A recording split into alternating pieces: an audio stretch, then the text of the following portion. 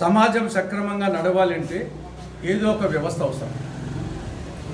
మన భారతదేశానికి పార్లమెంటరీ ప్రజాస్వామ్య వ్యవస్థ బాగుంటుందనే ఉద్దేశంతో మన రాజ్యాంగ నిర్మాతలు మనకు పార్లమెంటరీ ప్రజాస్వామ్య వ్యవస్థ ఇచ్చారు. పార్లమెంటరీ ప్రజాస్వామ్య వ్యవస్థకు ఎన్నికలు అనేది ప్రాణవాయువు. ఎన్నికలకు ఓటర్ల జాబితా అనేది గుండెకాయలు అంటారు. ఓటర్ల జాబితా సక్రమంగా ఉంటేనే ఆ ఎన్నికలు సజావుగా జరుగుతాయి. కానీ ప్రస్తుతం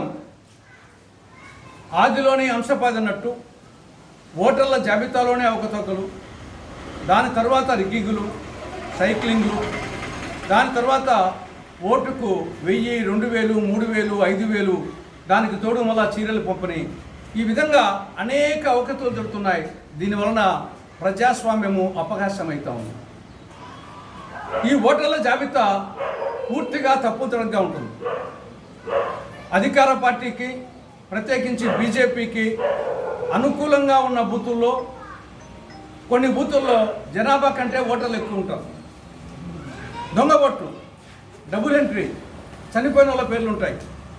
అదేవిధంగా బీజేపీకి కానీ అధికార పార్టీకి కానీ ఆ బూతుల్లో సక్రమంగా ఓట్లు పడవనుకుంటే ఆడ అర్హులైన ఓటర్లనే వాళ్ళ పేర్లు వాళ్ళ జాబితా నుండి తీసేస్తారు. ఈ విధంగా అర్హులకు వచ్చేసి ఓట్లు లేకుండా పోతున్నాయి, అనర్హులు వచ్చేసి ఓట్ల జాబితాలు చేస్తున్నారు. కొన్ని చోట్ల రాహుల్ గాంధీ గారు పరిశీలనలో కొన్ని బూతుల్లో ఈ యొక్క జనాభా కంటే ఓటర్లు ఎక్కువగా ఉన్నారు. ఒకే ఇంటి పేరుతో, ఒకే ఇంటి నెంబర్తో 100, 200, 300 ఓట్లు ఉన్నాయి. ఒకే ఇంటి నెంబర్తో. కొన్ని చోట్ల ఇంటి నెంబరే లేదు, అనేక వందల మందికి ఇంటి నెంబరే లేదు. కాబట్టి ఈ విధంగా ఓట్ల జాబితా అవకతవకలు జరుగుతున్నాయి.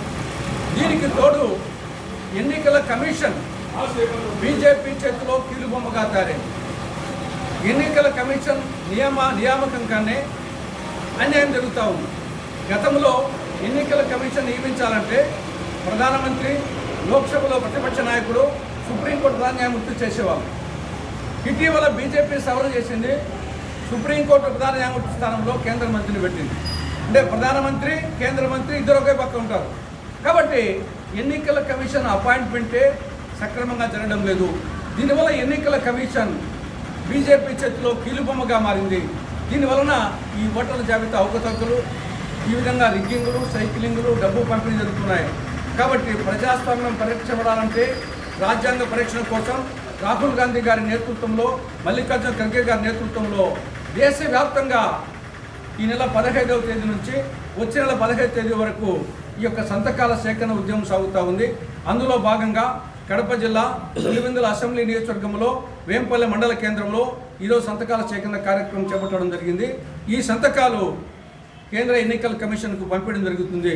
మా ఉద్దేశం వల్ల ఎన్నికలు సక్రమంగా జరగాలి, సజావుగా జరగాలి, ప్రజాస్వామ్య వ్యవస్థ బతికి బట్టగట్టాలి, రాజ్యాంగం పరిరక్షించబడాలి అన్న ఉద్దేశంతో ఈ మహోద్యమాన్ని మరొక స్వాతంత్ర ఉద్యమంగా దీన్ని కాంగ్రెస్ పార్టీ చేపడతా ఉంది.